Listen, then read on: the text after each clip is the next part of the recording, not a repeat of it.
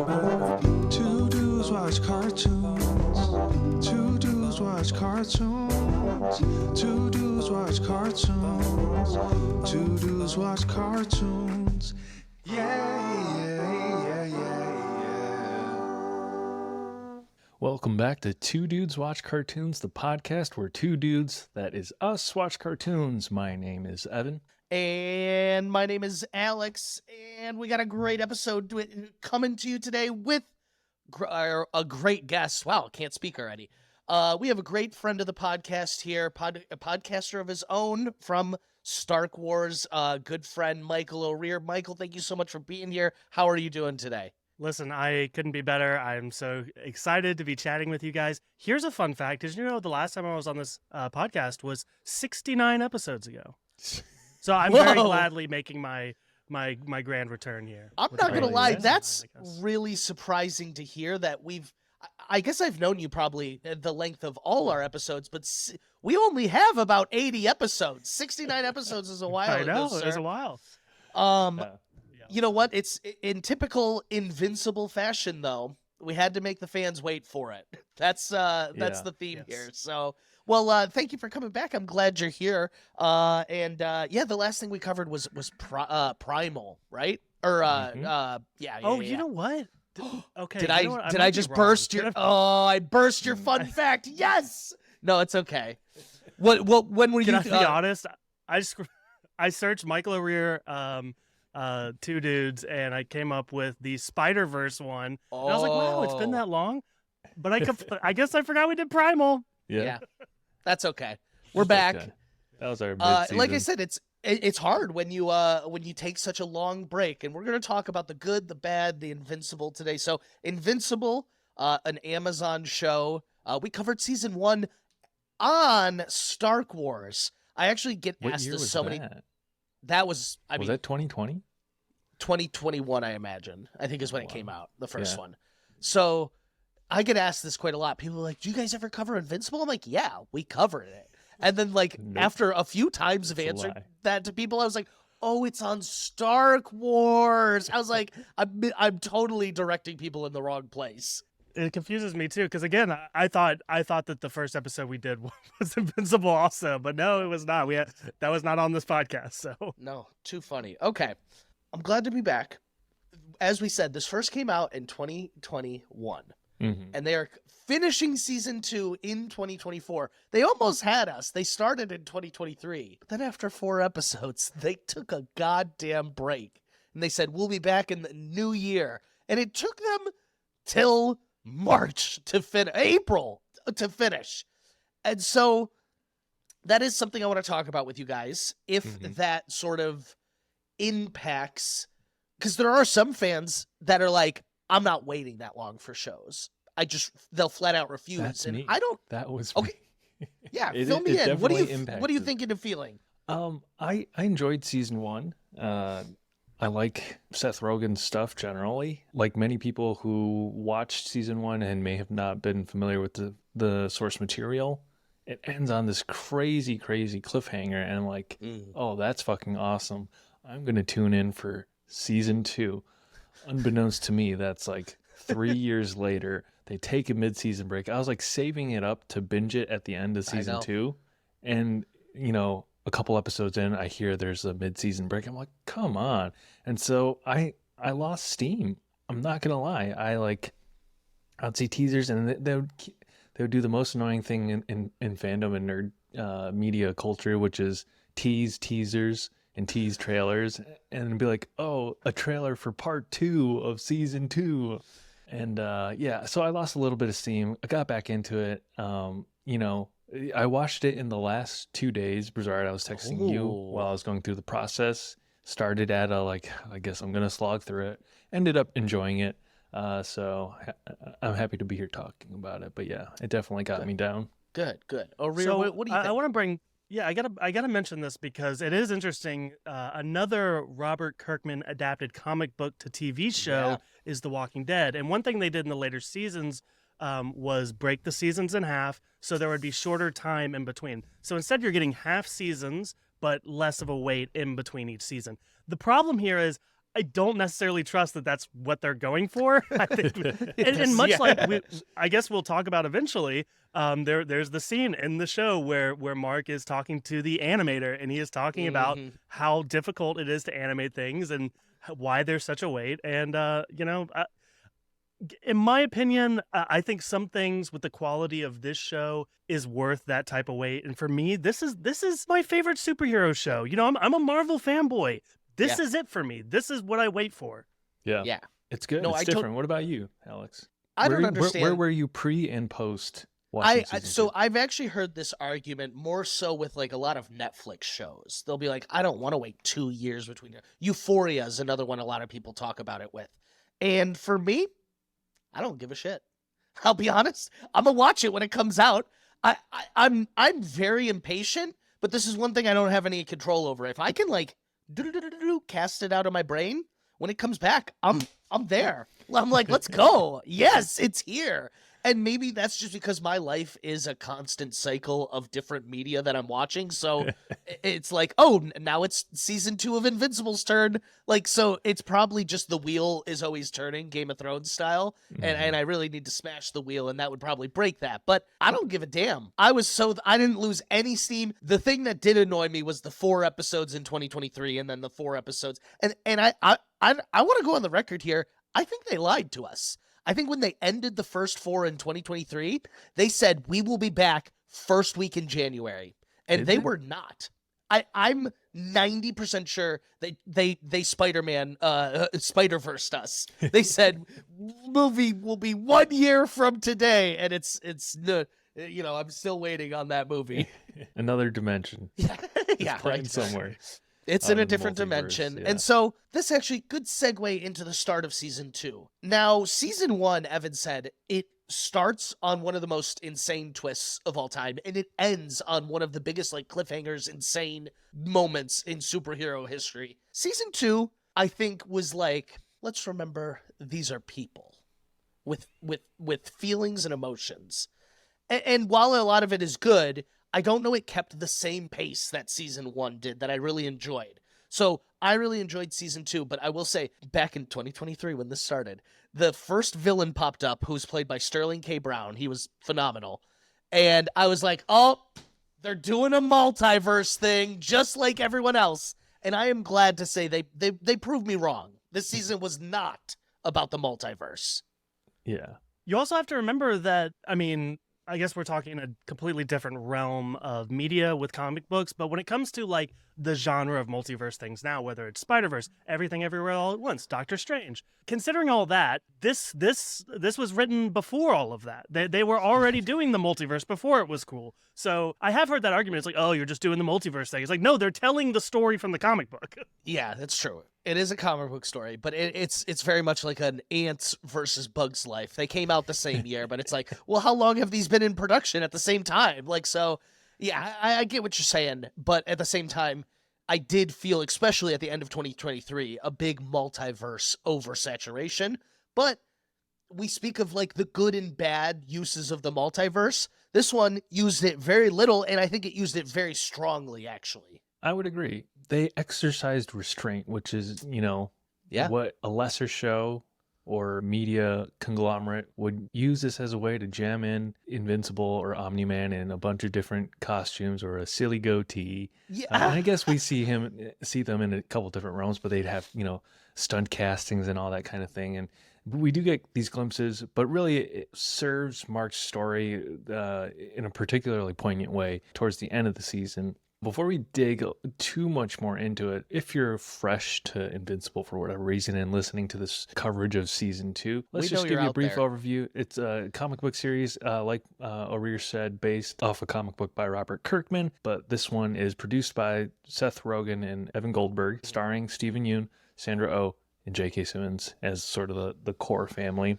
A ton of other celebrity voice names in there. I'm sure we'll get to them. But yeah, this is season 2 of it, and it follows a young superhero who just wants to be like his father. At least that's how it starts. Good pitch. Yeah. Not where it goes. Quickly derails. And so we talk about Robert Kirkman, and we talk a lot about like DC and Marvel. Is this guy just making secret bangers that I missed throughout my childhood. Does he have any other comics I need to check out? He's had a couple. There was another one that was actually, ironically, I think kind of a multiverse thing. Forget what it's called. I'll read it. I'm doing I some trust Googling him. real quick. But it wasn't as good. I'll say I didn't read Invincible, and I have really enjoyed watching the show without knowing where it's going. That being said, I am a massive Walking Dead fan. Like, that was the first comic book I ever read. Just, like, say what you will about the show. For me, it's all about the comics. They were great. To be honest, again, I'm kind of looking, and I think his two bangers got TV shows.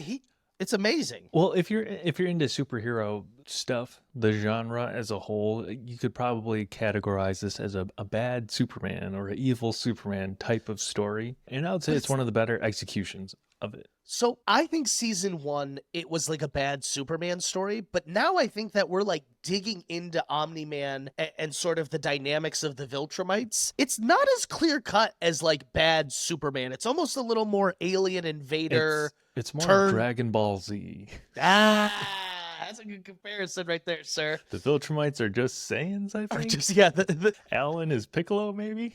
There we go. We cracked it. One thing I love about this, if you like superhero media, which if you're listening to this podcast, I'm assuming you do, they just like have every bit of superhero lore you could have. Like, there's magic, there's science, there's curses, there's space, there's whatever. Like, one of the greatest lines in this whole thing was a character we've known from the beginning, Duplicate, spoilers, when we are at her funeral, Omni-Man goes, Kate got her powers from an old ancient Chinese curse. And I was like, that's all I need. Love it. That's it. Don't need to know any bit more. Yep. That is one of the things I appreciate about this show is just a lot of, it does not talk down to you. It has faith in its audience. It trusts that the audience is here to watch this kind of shit and is not iffy on the concept or the genre in and of itself. Yeah. We don't need convincing. We love this stuff. Yeah, so I do want to mention this, though, because I think, especially considering that I was on for Primal, apparently, I have been very much attracted to these very adult-oriented animated shows, right? When we're talking animation. Yeah. And I think I figured it out. I was thinking about it before I came on here. You know what it is? Because I was bullied for liking cartoons as a kid. So now I feel like I have to like adult-oriented cartoons, and that's kind of where I'm stuck. But with that being said, it's important to say that this is a very adult show. I think you've actually stumbled upon something that I've never thought about. And I think we just discovered the popularity of Family Guy. We're kids. We want to watch cartoons, but to justify it, we got to be like, it's a little edgy. It's more adult. You wouldn't understand the humor. Or a South Park. It's why these shows blow up in that demographic. I think it's why Rick and Morty. I think Rick and Morty is like the... Yeah. How did I forget it? Yeah, Rick and Morty's the pinnacle. The pinnacle of that phenomena, and it was the straw that broke the camel's back. It became like the archetype of that. Yeah. It peaked and then it went downhill. And we don't talk about this a lot, but Rick and Morty's one of the reasons me and Evan started podcasting about cartoons. Back in the day, it was revolutionary. It was revolutionary. Now it feels a little oversaturated a little. Mm-hmm. But yeah, this is super adult in not just like, this is not a diss to The Boys, but it's easy to sometimes compare this to The Boys because they're both Amazon superhero shows both with Seth a little bit Rogen of produced and Evan Goldberg. He does The Boys too. I didn't. Okay, wow, He Seth does. Rogen, what a guy. And I love Seth Rogen. And they both have a little bit of the evil Superman. But so sometimes The Boys feels grotesque and adult for like the sake of being grotesque and adult. None of this ever feels too forced to me, if that makes sense. It feels like, as far as a cartoon about a bunch of superhero folks could go, it feels really grounded and realistic a lot of the times. Yeah, and I think that's, and you mentioned when you're talking like adult themes, whether it's violence, there's very little sexual content, but there is some of that as well.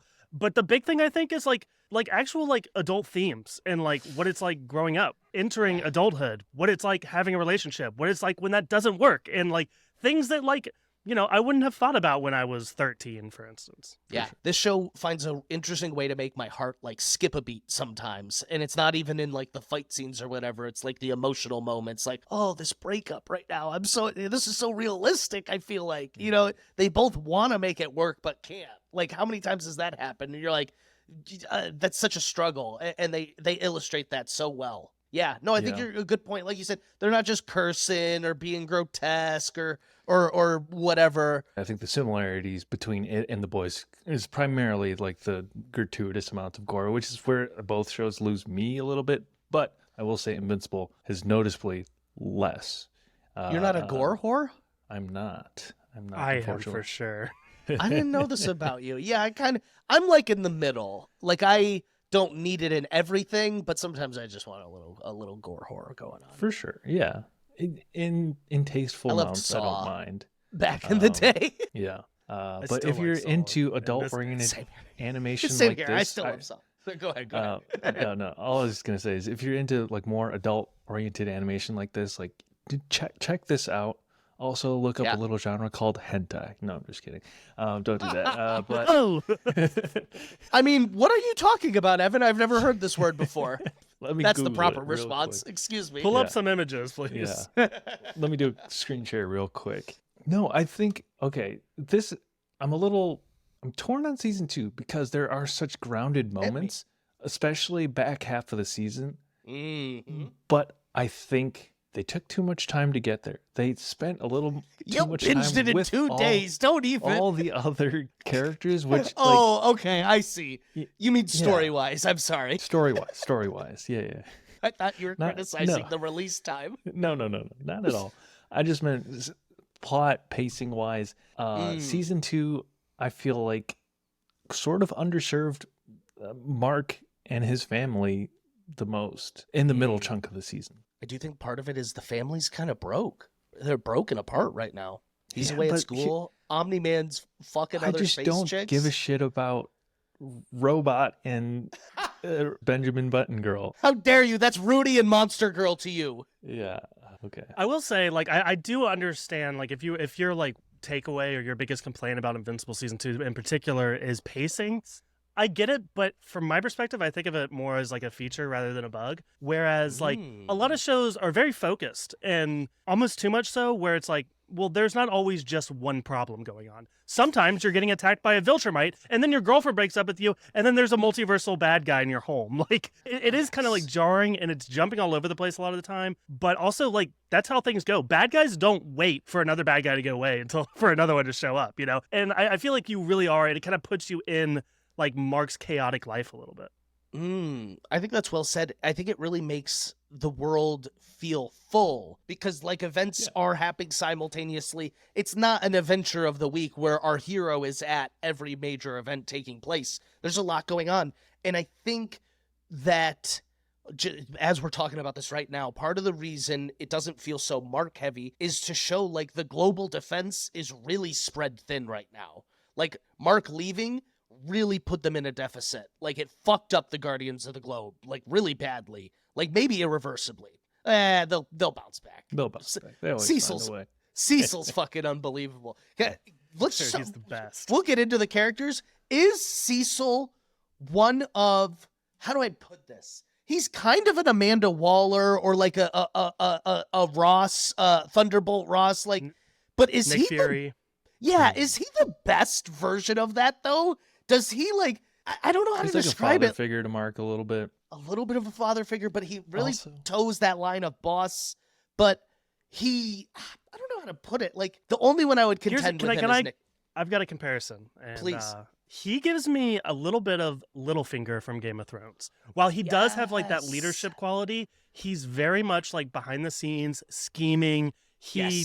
You know, he doesn't mind going behind his friend's back to do certain things that benefits him lie. or the world or however he views it. Exactly. Yeah. You're so right. He will lie for the greater good. He'll make the tough calls. He will not tell Donald he's been replaced 500 times or whatever it is. Which That was brutal. this is what I'm saying is season 2 is a lot more different. It's not Omni-Man punching Mark's face in saying, you gotta listen, Mark. It's Donald discovering that he died and then discovering, oh, I've died thousands of times and almost coming to terms with it and helping someone who's going through the same thing. That was like something I don't know I'll forget while watching TV. I was so like, this is insane. I was like, this is wild. Like a clone. I really like the two brothers that are clone each other back and forth. And they're like, no, you're the clone. No, you're the clone. This almost was a little bit of that, like, which one's like clone, like, you know what I mean? Like, I really liked this. Like, what does it mean to be a clone of? So would you feel like yourself? Would you want to give yourself a new name, live a new life? I don't know. You have all those memories though of that person, but you're like, I'm a robot with his brain. Jeez. Yeah. Cecil, one of my favorite characters, voiced by Walton Goggins, probably my favorite voice performance in the show. He's phenomenal. I need to give him his credit because he's getting his day in the sun right now. With Fallout. With Fallout. He's in the new Fallout show. But if you have ever looked for just like a good old comedy, you must check out The Righteous Gemstones. He is such a joy in that show, and he's just like, he's one of those actors that I can't pin down what he's gonna do next type deal sometimes. Who would you? I don't know how we're going about this season, but who is your standout for the season? Story, character, yeah. Well, let's go characters. Maybe... Is Cecil your favorite character, Evan?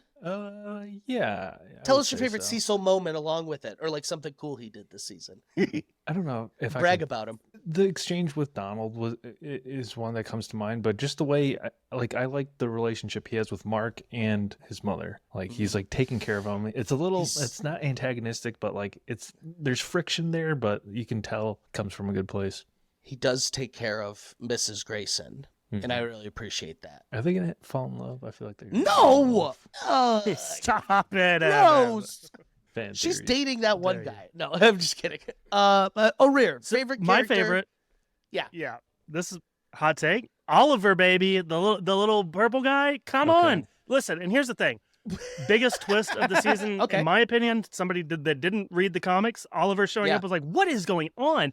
I think it's really cool. He's got like accelerated aging. Like, I don't know, in a couple years he's gonna be Mark's age, and like they're gonna be fighting. I don't know what's gonna happen. And also it's so much motivation for Mark and a lot of the things that he's doing. And in like some ways, he's had to like become a dad too. And it's just it's really I feel like Oliver was a big part of the season, and maybe not like personality wise, but thematically, I think it means a lot for Mark and a lot of the cool moments in the season as well. Even mentioning the end where like I was very scared for him. Love it.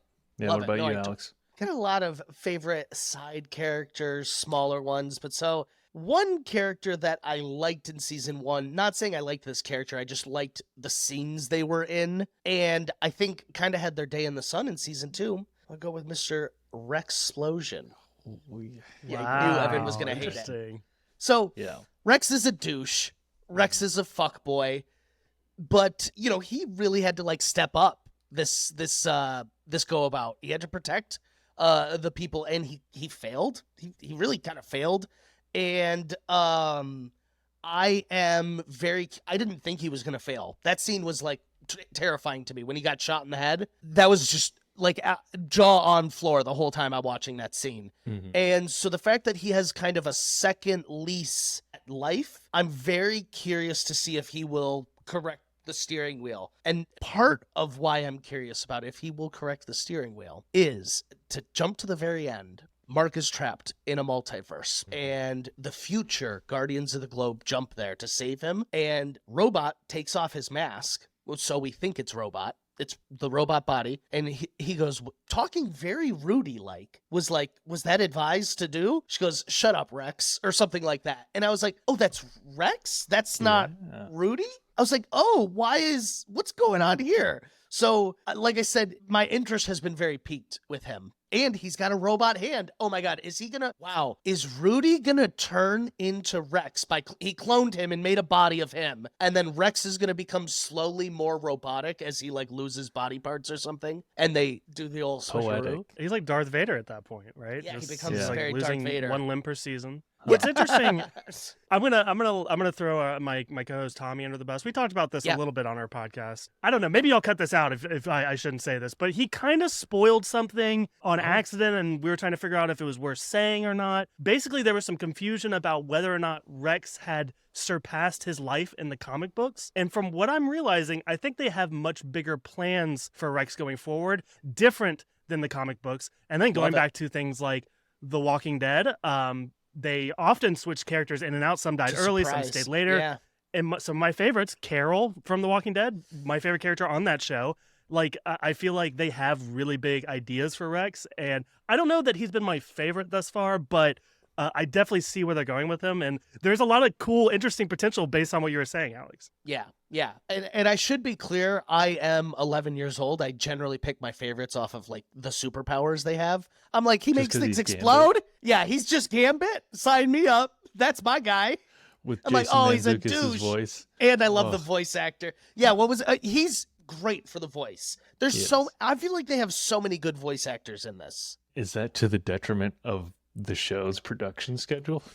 Oh, their animation budget? I would say maybe cast a few less celebrities and like beef up the animation a little bit, because that is one of the big complaints Interesting. of the show in general. Is that when it's not high octane, building smashing, Yeah. earth shattering action, Well, it looks- it's just like paper cutouts. It looks like a moving. comic book. I really appreciate it, actually. I like it. But so much so that they joke about it, and like in a tongue-in-cheek make a way joke. in an episode, and like I don't know. Have you ever seen a hopefully- cartoon where they have someone covering over their mouth? It's to save money on the budget so that they don't have to animate their mouth moving. I thought it was really funny, and I Go hope watch it, our YouTube. I hope it gets them more budget. I'm gonna choose to see that as like Seth Rogen's way of like trying to shame the execs into giving Amazon. them more money to make the One of show. the richest companies on the planet, and you can't give us this money.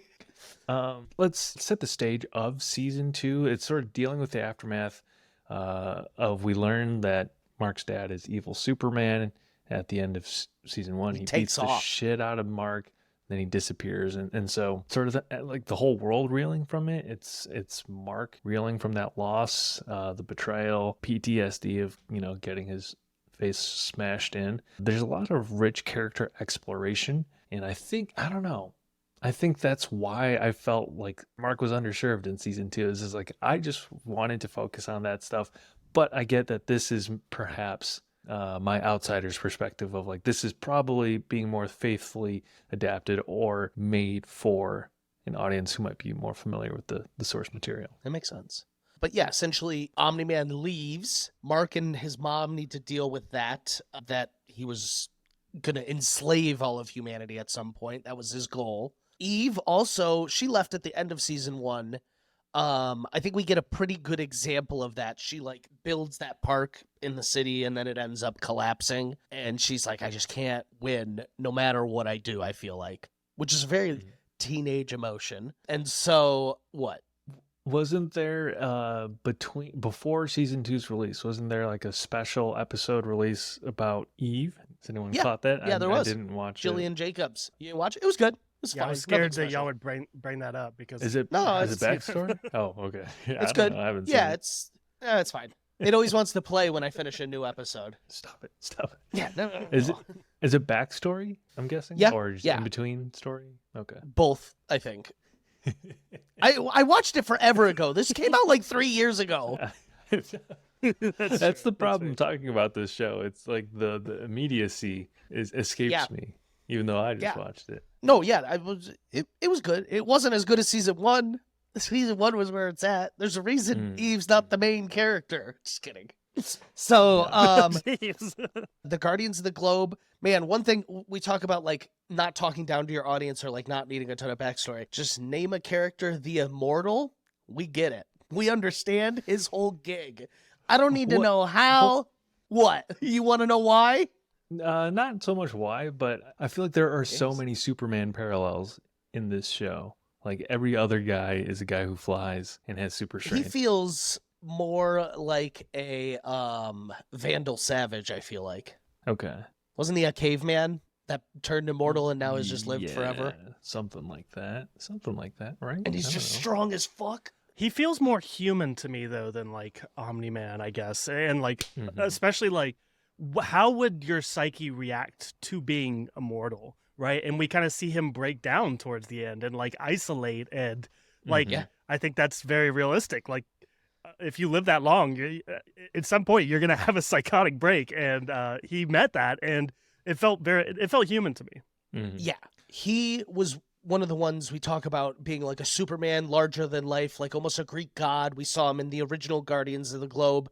But this season, they were like, no, even the strongest of us deal with inner turmoil. And I really like the whole part where he was like, Kate understood because she said she had died thousands and thousands of times, her clones. She was like, it was someone who could kind of relate to what I've been through, it feels like. And I was like, damn. That's a lot of this. I feel, not a lot of it, but some of it feels very X-Men. Like, I guess maybe because I'm watching X-Men 97 right now. A lot of it feels like X-Men themes of like trying to find kinship in a world when you feel different from everyone. And I really like those themes and messages. And it was devastating watching him get that ripped away from him. If you were shocked at how season 1 starts, there's just as much shocking death in season 2. Rex was one. When he gets shot in shot in the head, and he was still walking around, I was like, is he a robot? Like, I don't know. I That don't was think interesting. I think he just survived it. I think it Yeah. just hit him in the eye, which has happened. It does happen. It's There not was there was like an X-ray cut of him, and it showed like his brain like slipping to the side to dodge the bullet or something. I don't remember. Like, I don't remember if I'm misremembering that, but it was. He it was probably very lost weird. part of his brain. He Yeah. probably lost Yeah. part of his brain, is what it is. Huh. But he's just a warrior, and the whole scene where him, after he has all the surgeries and everything, and he's trying to take down these villains, and Mark shows up, and he's like, I fucking need this. I really like that scene between the two of them too. He's like, okay, you got it, then go for it. They do the making it like a workplace dramedy almost. A little bit They about really a do. superhero. Probably better than whatever the DC sitcom that had Danny Pudi in it. I don't even know what it's called. That was set in That's not what that was Metropolis. about. That was supposed to be just citizens in a Okay, superhero yeah. world. All right. No, you're right. It I is don't like a even know what you're workplace. talking about. Good. It's good. No, it is like a workplace thing. Like, even when Cecil is trying to get the Immortal not to put in his resignation, like the Immortal's trying to quit, and he's like, we'll call this a vacation. He's like, all right, whatever. He's like, I don't understand. You've loved thousands of people before. And he's like, it's just all adding up. And I was like, oh man, I've felt that before. How many times have you wanted to say that to a boss? They're like, you're not sick. Why do you need a day off? It's all piling up right now, boss man. Yep. I think that was the biggest difference between season 1 and season 2 is season 1, they introduced us to this big high fantasy world with all these superheroes and different dimensions and outer space and all this. Season 2, like I said, they were like, these people have human emotions and we're going to make you feel them along with them. I know we've said this season is more grounded, but there's also a lot of great fight scenes, memorable ones. Do you guys have a favorite one from the season? I got mine. Okay. Or you're I'll just- go. Okay. Okay, I'll go. I'll start. It was the octopod fight with Shapesmith and the alien when they had to, like, I was terrified. I was, because I was like, I don't know how they get out of this. Like, I there was at one point, and I hate when they fool me writing wise, but I genuinely was like, oh shit, I don't see how they're going to get out of this. Like, and I thought they were all going to come back octopoded and they were going to have to fight these. Like, I pictured them going left. I was like, oh, it's about to be like these octopoded heroes fighting the ones on Earth now. And they're going to have to try to take out like the Immortal, Mark. Like, that's going to be tough. And they did it. They fucking surprised me. I was on the edge of my seat. Thought it was a great fight. Oh, Rear, you got a Rear? favorite Yeah, fight? for me, it has to be Anissa versus Mark, the Viltrumite that comes in. I think especially like from the start of that scene, the stakes were so high when she comes in and puts her hand on Amber's neck. It's like, oh, like it is real. And yeah, they go up and fight, and then he's like, look, I gotta go like fight this kaiju like water monster. She comes with them. She shows them how it's done. And then, like, it's also, like, so... It was also very frustrating at the same time because the entire point of the fight was trying to get Mark to submit to the Viltrumites and agree to take over Earth. And the whole time, Mark, he gets punched down. Then she asks him again. He's like, I will never. And then she does it again. I'm like, Mark, just agree. Just agree. Cecil and even is Cecil's like, in the earpiece. He's like, Just say it. Just say it. Yeah. That was good. You're right. That was an epic. It almost didn't feel like a fight because it was so one-sided. Great moment in the season, though. I That's totally true. agree. I Totally realized- agree. A lot of the show is just Mark getting his ass beat. Oh, so much Like, of the to show. a pulp. And I didn't catch it in season 1, but I bet if we go back and watch season 1, he's getting his ass beat every episode. Because I actually think the whole name and title Invincible is It's tongue in all cheek. tongue-in-cheek Yeah, now. yeah. It's and I didn't catch it in season 1. I noticed it this time too, Evan. I was like, wow, every episode he is just getting wailed on.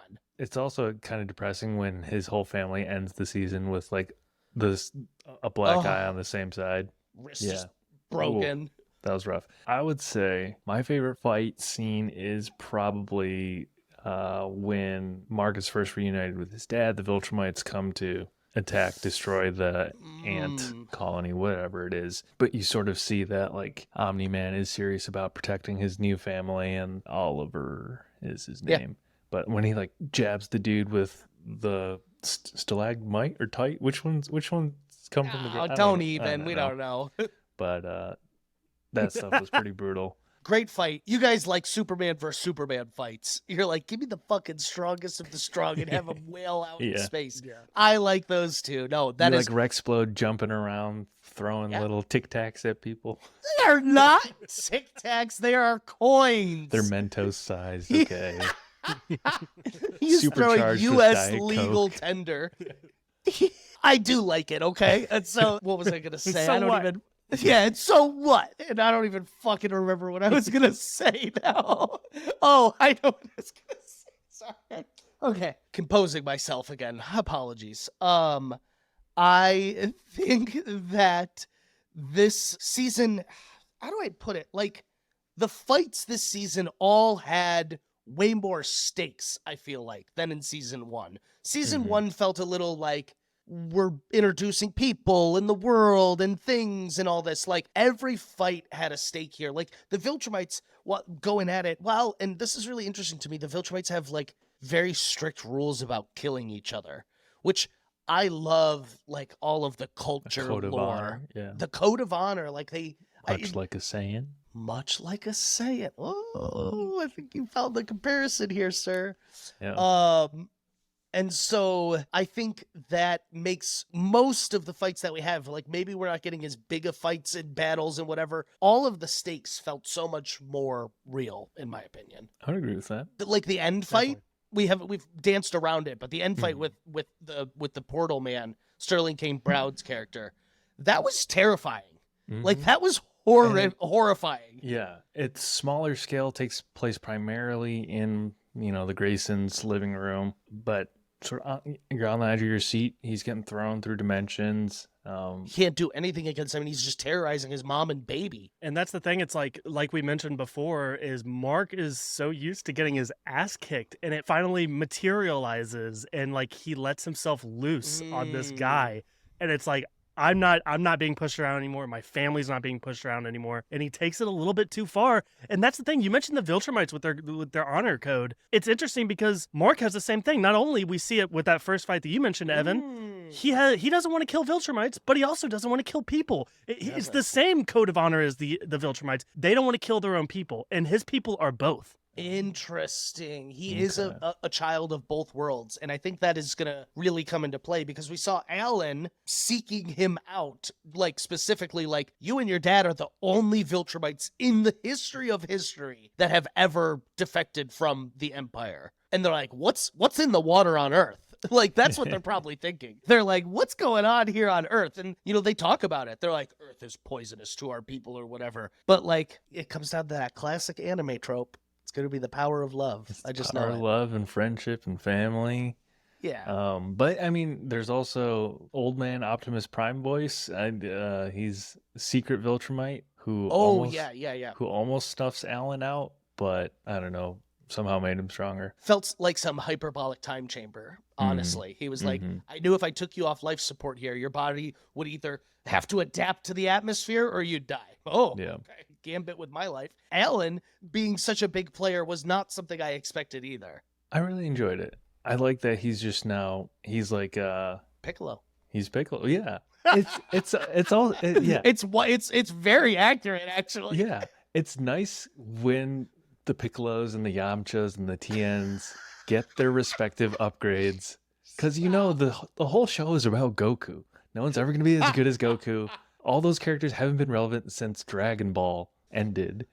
But, in Dragon Ball Z, Tien, when he does the Tri-Blast to Cell, like, they get they get their moments. And so I like this Alan. is one of those getting moments. his, Alan gets his moment. He gets his upgrade. He's like a contender now. Yeah. I was hoping that you made the DBZ reference earlier. I was like, okay, good, just one. We don't have to go into it anymore, and I don't have to expose the fact that I never watched it. It's Oh, okay. sorry, O'Rear. There's it's so fine. many. If A you lot of like, people are getting a kick out of it. if you like Invincible, go check out Dragon Ball Z. No, I'm And just then kidding. go check out Dragon Ball Z hentai.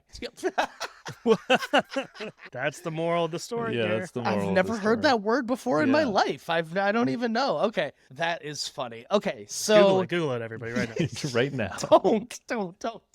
don't.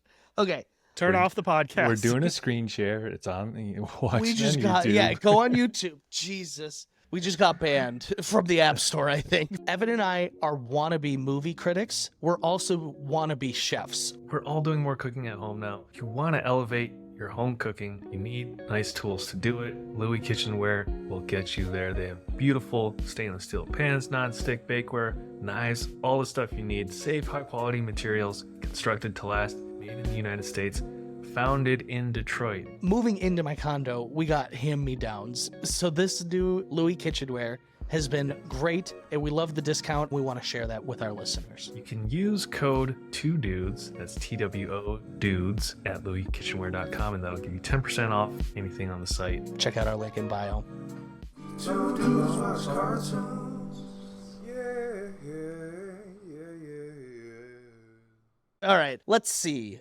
So the season really is about Mark adjusting to kind of being the man of his house metaphorically and figuratively. He feels he needs to step up and protect the globe. He is, in his estimation, the strongest person on the planet. And even though he's just an 18-year-old kid in college who's having relationship troubles, he has to do this, he feels like. Yeah. I don't get the calculus on anyone in his personal life or circle, thinking it's necessary for him to even pretend to go to college. He misses 2 months of his first semester there. So I'm with you in some sense, but then I do think about, like, this is not a great comparison, but like college athletes, we still make them go to school. Like, O'Rear, do you think Mark needs to go to college? What do you think? Listen, you're talking to a guy who, Mark missed 2 months of college. I only did 2 months of college. So I'm a firm believer that nobody needs to really go to college to make a living if they don't want to, number one. Number two, no, Mark does not have to do this. I think that there's a plethora of ways that he could make money. Be an influencer. Be a superhero influencer. Join Cecil. You have talent. You have the number one talent on Earth. You can do anything you want. Why are you going to college? Yeah, you would think the Guardians pay. It's when Mark goes, they don't. Should I ask Cecil for a salary? I was like, dude, you didn't even think to ask Cecil to get paid per job or anything. That's crazy. Dog, he's been using you for free label, and I guarantee. I don't remember. I don't think we saw it, but I guarantee if he goes to Cecil, hey, I need to be paid like a salary. Cecil's like, okay, $75K sounds good, right? Yeah. Well, why weren't we doing this? You never asked. That's just like Cecil's character. Isn't that what's her name? Caitlin Clark. I keep comparing signing Mark to a bonus? student athlete. Yeah. That's her first year salary. You're right.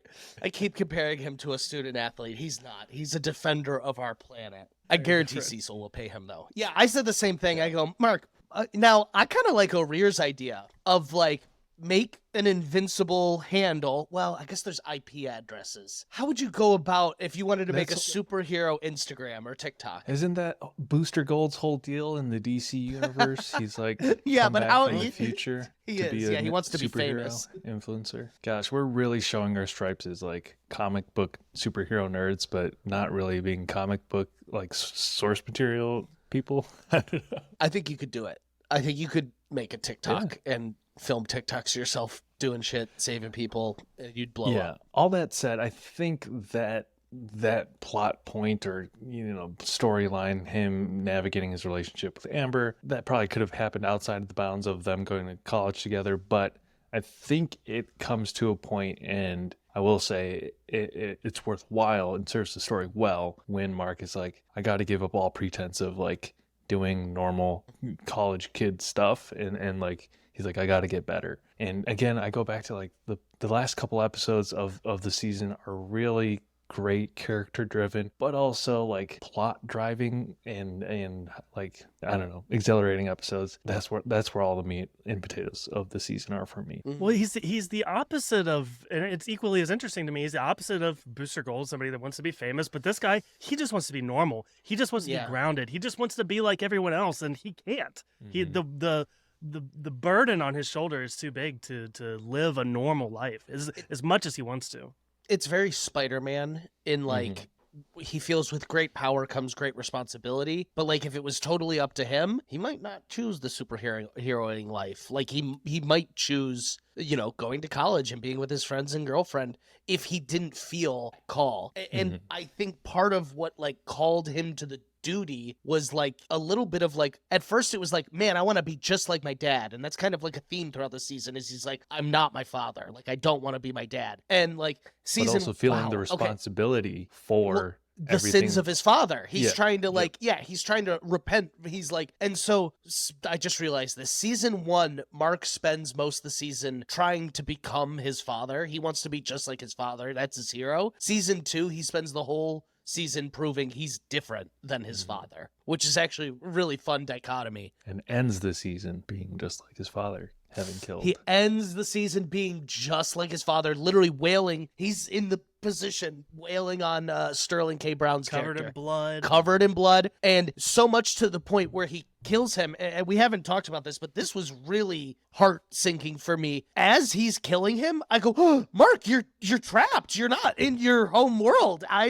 It clicked for me instantly, the gravity of what was going on. And it took him a minute, and he's just like then wandering around all bloodied, like, oh, I'm fucked now. Fuck. And we mentioned this about like the gimmick of the multiverse, and they did do some cute things, going to see Spider-Man, going to see Batman. Yeah. They went to the Walking Dead universe. Like they did that stuff, but it was very quick. The best use of the multiverse had nothing to do with the place he went, but how he went there, and the fact that he was trapped. He did something. He was stuck there, and he was not just trapped there, but trapped with himself. Oh. And that was a huge. Again, how you're using the multiverse, not necessarily the sausage fingers you see The along gimmick. the way.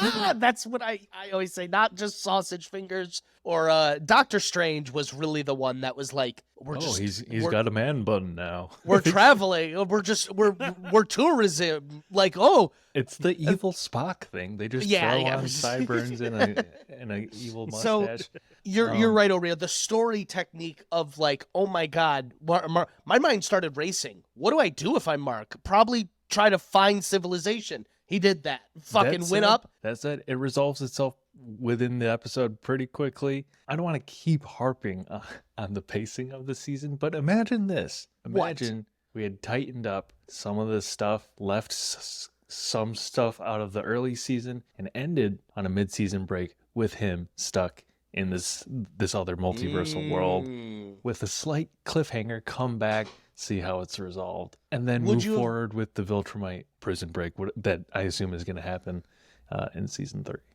Okay. I don't hate it.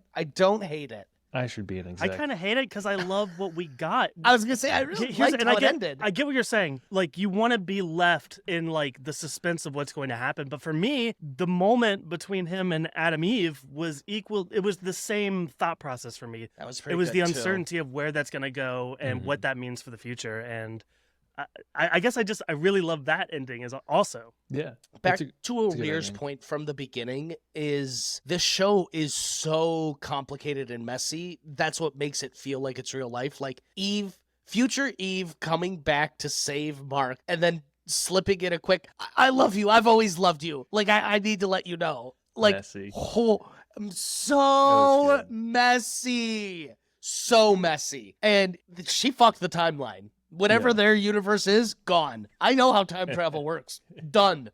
But also enough time has elapsed since season 1 where I was like, do these two have a thing? Like, I honestly They don't had remember. chemistry. Yeah, they've always had some sort of chemistry, but they quickly became friends. She was dating Rex, and then when she got single, he was dating Amber. So it's very realistic in this way. And then I like it. I don't know who I ship. This is part of what's fun. I mean, it was this is a debate. I'm thinking back to when we podcasted about season 1. That was a big question that I asked you guys was who you shipping here? And like it was very much a part of that first season. I'm team Adam Eve. Your team Adam Eve. What about you, Yeah. O'Rear? I think I said Amber at the time. Yeah.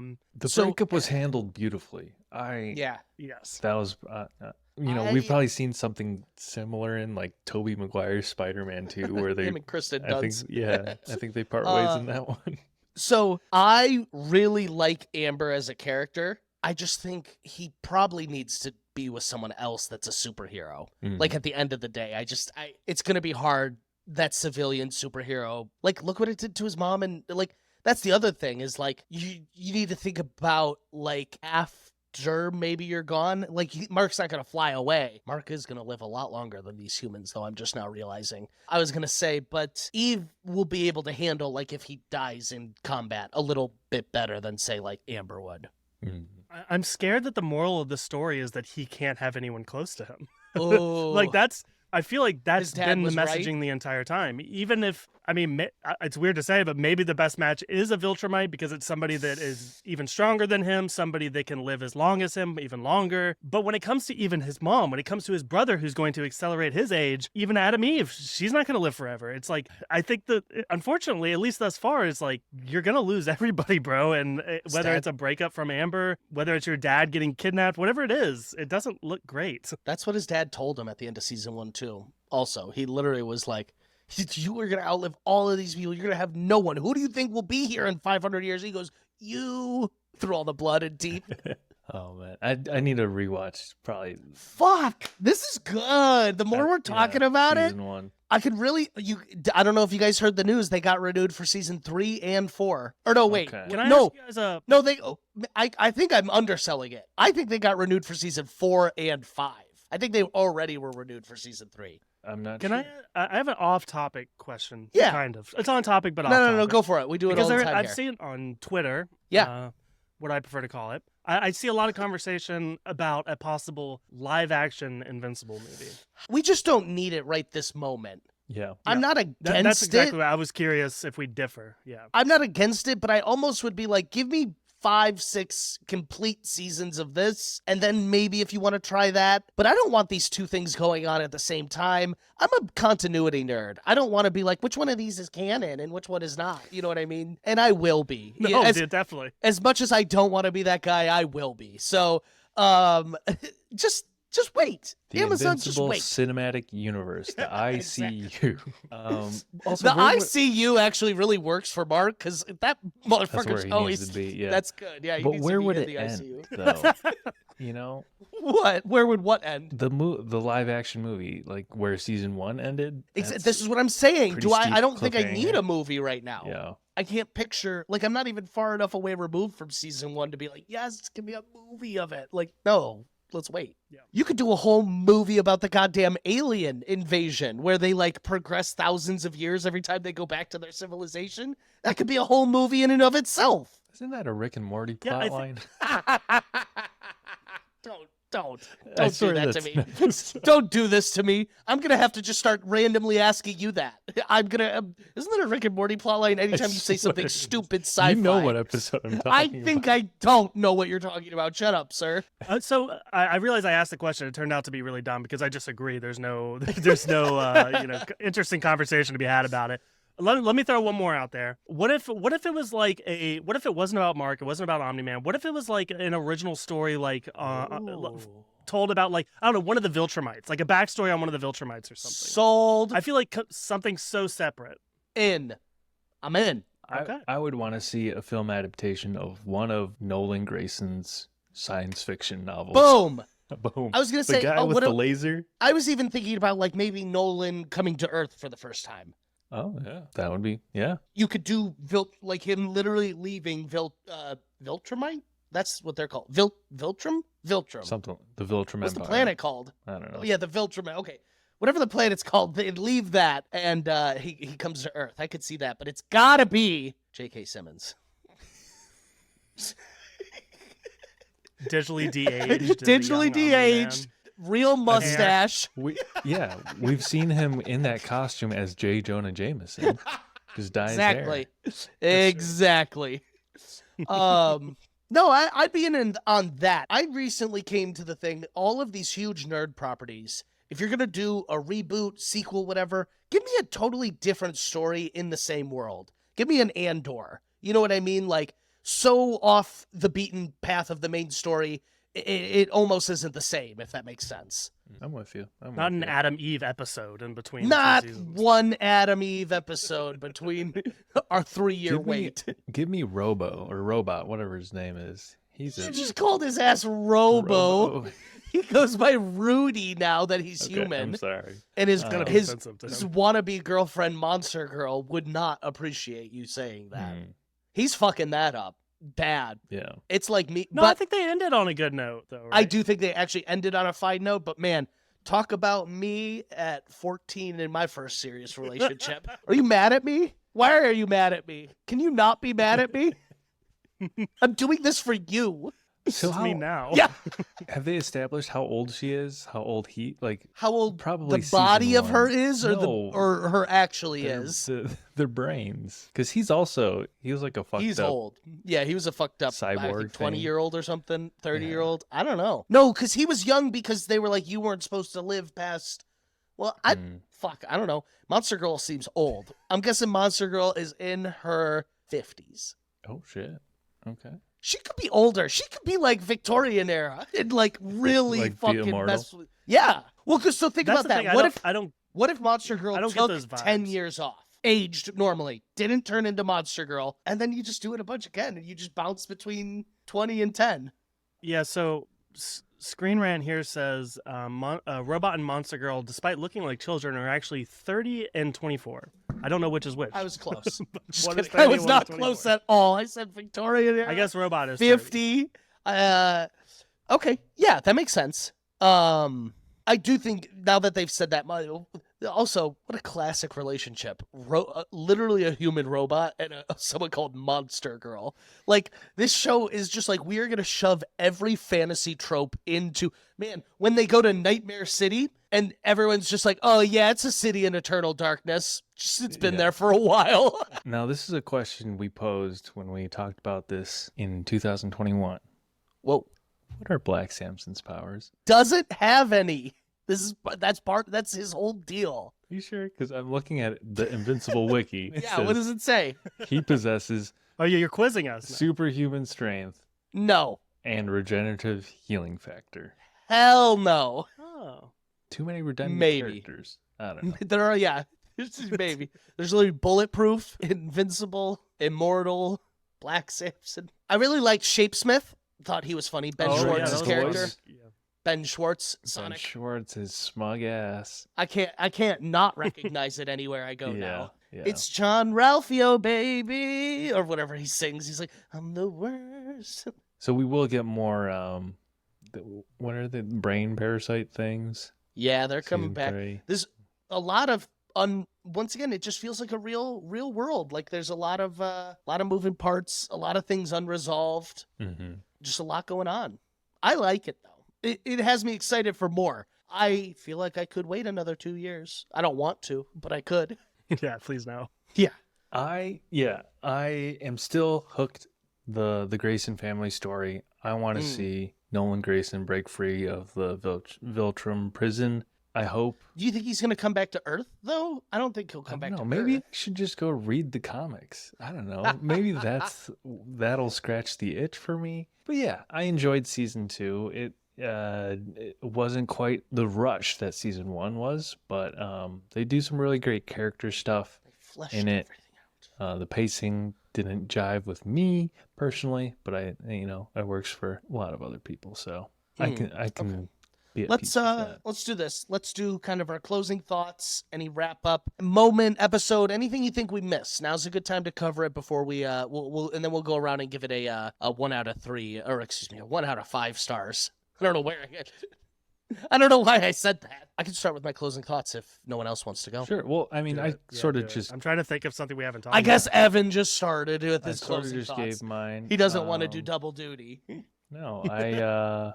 You I could think ask I me mentioned. if I had any final thoughts. Oh no, I'm just saying. I was gonna I'd given mine, so now I'm gonna rack my brain for if there was anything else I covered before we Please. move on to the next one. And all that. Nothing is covered to mind. You asshole. Okay. Okay, great. I'm glad we up. waited. Give me your fucking stars. How many stars? I'll say 3.5 out of 5. No, that's good. That's good. No. I think that's good. I appreciate that. Okay. I have to knock it for its animation. They poke fun at themselves, but I don't think it's up to snuff. And I think a lot of the fans agree. So, Okay. otherwise enjoyable. I think that, like Evan said, this has a little bit of a tonally different feel than season 1, but I don't necessarily think that's a bad thing. I do think you have to maybe recognize that and you'll be able to enjoy it. But man, I think there are a lot of things that'll really stick with me like for a long time. I think this is very close to just like a peak superhero world. Like when I praise DC animation, they're doing a lot of the things that I love DC animation does. Like they'll introduce new characters, backstories, just throw it at you. They trust their audience, and the world feels very full and fledged out, and there's like competing motivations, and I love that. I think it is such an enjoyable ride. I had a great time every Thursday, being like, oh, new episode. I'm so thrilled. One of the few shows I watched weekly. I prefer a binge for things, but I made sure I watched this very religiously. And, to end the season really on that note of Mark being like, I thought you were stronger, like to someone he just murderized to his own detriment, was just like really haunting and chilling, and really kind of almost flipped the ending of season 1 on its head. And I just wasn't expecting that, and I really enjoyed that. Nothing I love more than the rug being pulled out from under me. So I actually as well am going to give this 3.5 out of 5 stars. I think that if we get a new season next year, a lot of this will be fixed. Some of the animation things, I think that once they realized season 1 was a hit, they were like, oh, we're going to have some longevity. Let's maybe set some big story things up. And so I think season 2, ironically, has somehow become a bit of a setup for future plot lines, which is can sometimes be a bit slower, but I think they handled it really well, and I really liked where they took it this season. So 3.5 out of 5 is my rating as well. But I loved it. So I think for me, first and foremost, I'm just gonna start out and say it, and I don't want to break brains here, but it's a 5 out of 5 show for me. Yeah. I try not to annoy you guys too much, but when I see a 5 out of 5 show, I message you guys. I'm like, hey, listen, hey, if you guys need someone to talk about it. So I wouldn't be here right now if I didn't think that this was like an awesome show. And again, I get a lot of the complaints that you're saying, but for me, those complaints just work in a different way. Like, you're not wrong about anything you're saying. The animation, it is stilted in some ways, but also it feels like a comic book. It feels like those old DC shows that I used to watch. Yeah. It feels nostalgic in a way that, it's not necessarily a nostalgic property, but it still gives me that feeling that I am like turning pages on a comic book, and something I really like about it. Again, the pacing, it's chaotic, it's crazy, and that for me, it just totally works. So I love this. A lot of people have given me a hard time. They say I give too many 5s out of 5s. Just go look at my letterbox, I guess. But I love loving things, and I really love Invincible. I do too. I looked up my own news from earlier. Invincible season 3 is almost done being voice acting. Oh, okay. They did get renewed for season 4 and 5. And they have this sick promo of Mark just doing this like, superhero flying move, but it's got a shadow, and his dad's mustache is a shadow outline on his face. And it's very subtle, but it's chilling. I sent it to you, Evan. I sent it in our news thread if you want to look. It says unrelated, but I can't stop seeing that Omni-Man mustache shadow. And it's a very interesting story of Mark not wanting to become his father. It's a tale as old as time. Everyone, they hit a certain age and they go, "Oh, I'm my father now." That's your dream, Dad, not mine. We love a "that's your dream, not mine." Great. Let's.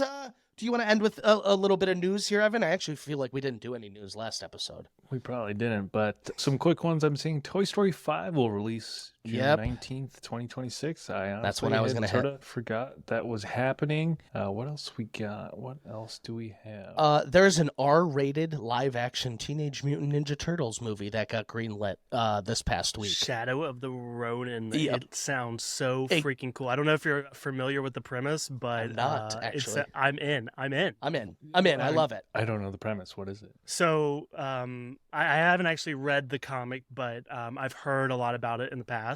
The comic starts out and you realize that all but one of the Ninja Turtles are dead. And in the first issue, you don't know who the surviving Ninja Turtle is. Oh. And I won't spoil it just in case that is Yeah. part of it. But at the end of the first issue, you find out who the surviving one is, and it's kind of a revenge tale. So it sounds hard AF. I'm excited. Okay. We like Teenage Mutant Ninja Turtles around here, so Yeah. that is that's a pro for me. Oh, Rear, I don't know.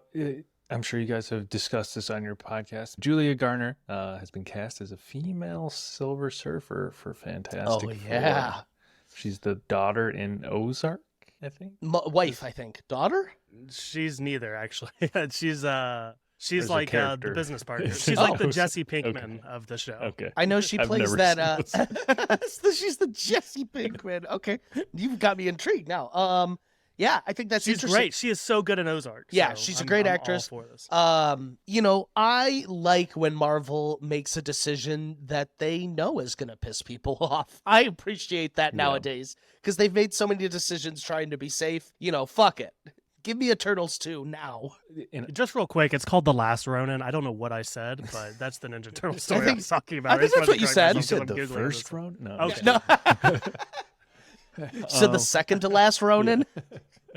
The intermediary. Live action One Punch Man. So I think this has been greenlit for a while with Sony. One Punch Man, famous. It just got a director. anime show, but director attached to it is Justin Lin from the Fast and Furious movies. But in more recent news, Dan Harmon and Heather Yep. Ann Campbell, both Rick and Morty writers, are now writing the script. Writing or rewriting. I think I've seen rewriting somewhere, but this will We are be Dan interesting. Harmon apologists here. Yes, I'm a big Dan Harmon fan. It'll be interesting to see him poke fun at the superhero genre because on Community, he loved poking fun at those boring, bland Marvel movies. So I think that's a lot of fun. I'm interested to see what he I does. didn't even think about that. Dan Harmon loves making fun of things, and One Punch Man is a satire on all of anime, so that's going to be good. I feel like you skipped over one you sent me that is really exciting here. Bong Joon-ho is doing a hand-drawn animated movie about sea creatures, and Werner Herzog is going to star in it. Hell yeah. Those Yeah. are like the Yeah. best elements I've ever heard either of. Tell of me that those- title wasn't the Yeah. most exciting thing you've ever heard. Separately, those are both super interesting headlines combined. With their powers combined, it's even greater. Yeah, I'm really interested to see that. I think I his got one movie- last one. Oh yeah, Oh, there's go ahead, one go more ahead. we need to talk about. But he's Okay. also got a Netflix movie, Mickey 17, with Robert Pattinson. I think that's been delayed a little bit. Yeah. I'm really looking forward to that. But Same here. This is the big news, though. This I is think the we're on the big same news. page. I'm You sure want to do it? You do it. You do it. Sure. You do it. Keanu Reeves has been cast as Shadow the Hedgehog in Sonic 3. We won! We won! It's perfect. It's He's perfect. It's perfect. How do you top Idris Elba as so Knuckles? How do you? It's got Jim Carrey, Idris Elba, and they come. Fuck it, get Keanu. It's perfect. What? Now, have I- either of you watched any of the Sonic movies? I've seen Yeah, both. I've seen So- both. Here's the thing. The young boy that interrupted this podcast a second ago absolutely loves the Sonic movies, Yeah. and they're not necessarily for me, but he loves them to How death. dare and you. We're definitely going to go see it in theater Heck because yeah. I will say though, like that cast that you mentioned, like if you're like, hey, you want to see this movie with Idris Elba, Jim Carrey, and Keanu Reeves? I'm like, hell yeah! Yeah, and I in. just walk in and see Sonic 3. Like, what is this? That's funny. I have a feeling, O'Rear, you're going to go see Sonic 3 in theaters, and you are going to fall in love with Shadow. How much do you know about Sonic lore as a whole? No, That's what I see. I knew it. know I knew it. Knuckles. I don't know a ton. I played Sonic Adventure 2. I think That's that was all the you big- need to know, Evan. Yeah. I'm just imagining Keanu What's going, great? I So- need to find the Chaos Emeralds. He's going to say chaos control. Okay, so It's very much like a Kirby, a Sonic. These are just video game worlds that sometimes get handed over to new creators that just introduce new lore, new things, whatever they want. And so these mythos of these worlds, much like a Mario kind of, similar to Mario, the worlds just get built out with all these crazy things because from one game to the next, someone's like, Mario has one singular auteur, Shigeru Miyamoto. Okay. Through, All right. Through its entirety. He is the visionary.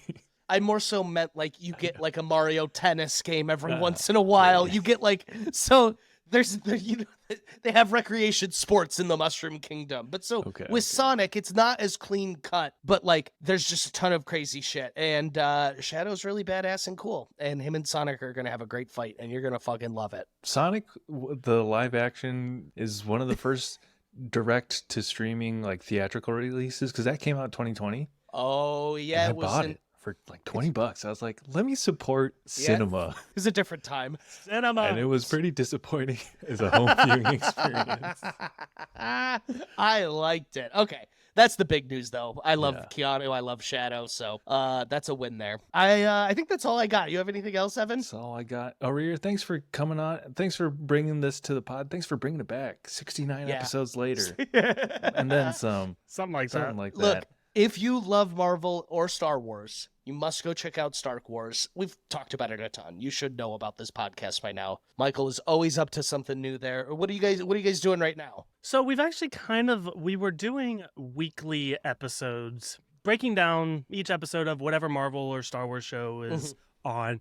We're taking a bit of a step back and reanalyzing how we want to do things. And as of right now, the format we're going with is more monthly, and we just talk about a lot of different things. Gotcha. The last episode we did, ironically enough, was an animation roundtable because we're talking about Star Wars Bad Batch. We're talking about X-Men 97. Yeah. We're talking about Invincible, right? So we're looking at more like combo episodes kind of like that in the future. So love it. But yeah, we're all about the nerd culture too, especially on the Marvel and Star Wars side. So I know a lot of you guys would love that. Go listen, go check it out. Just to throw it just to you guys before we leave.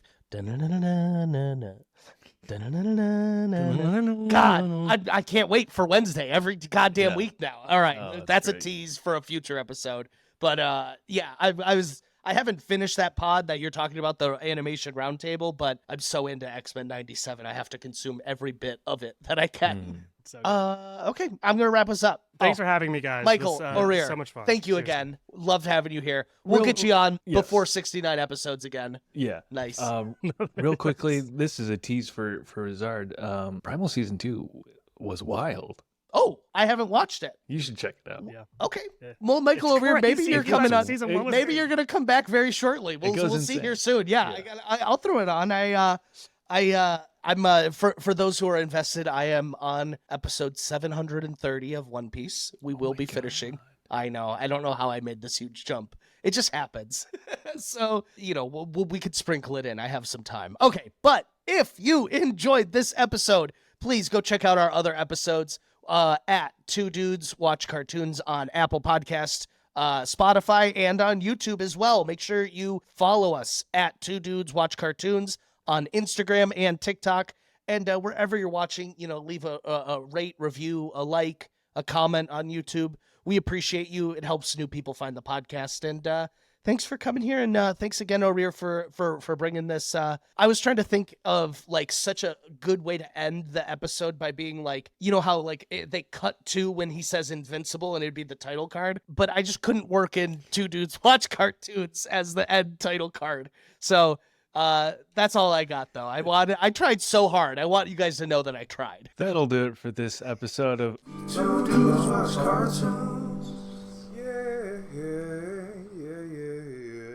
Yeah. Right there. Dude Who's There's Watch the Cartoons. moment. We'll catch you next time.